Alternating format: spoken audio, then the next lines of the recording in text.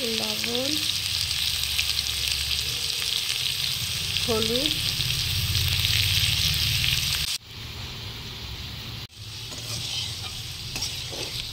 আলুগুলো লাল,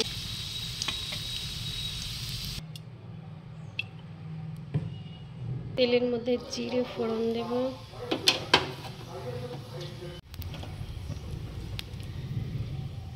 একটা বড় সাইজের পেঁয়াজ দিয়ে দেব,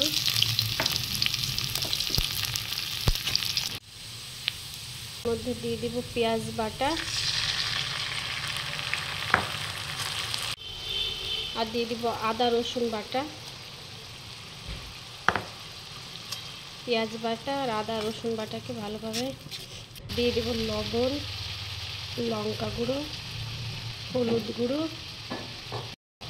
গুঁড়ো, মরিচের গুঁড়ো, মশলাকে ভালোভাবে মিশিয়ে নেব। মশলাকে ভালোভাবে কষাবো।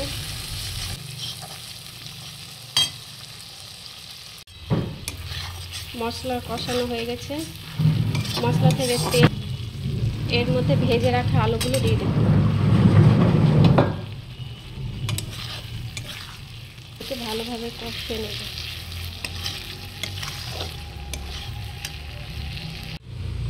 ঢাকা দিয়ে দিয়ে আমি আলুগুলোকে কষিয়ে নিয়েছিলাম।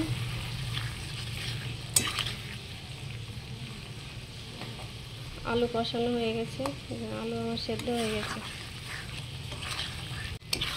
আলু কষানো হয়ে গেছে, এর মধ্যে পরিমাণ মতো জল দিয়ে দেব।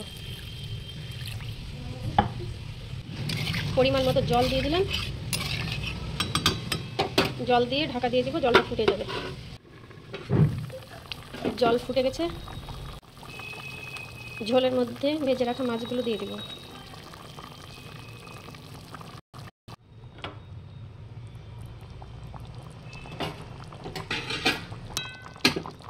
মাছগুলো দিয়ে ঢাকা দিয়ে দেব।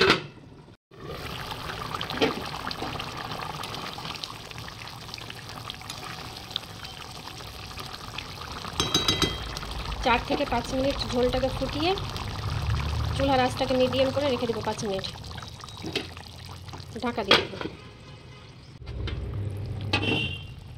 5 মিনিট পরে কিছুটা কাঁচা লঙ্কা, জিরে গোলমরিচ ভাজা মশলাটা দিয়ে দেবো। ধনে পাতা থাকলে দেবেন, আমার কাছে ধনে পাতা নেই।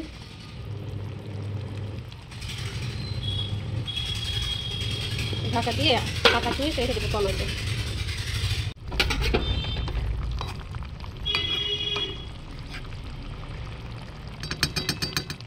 আমার মাছ রান্না হয়ে গেছে।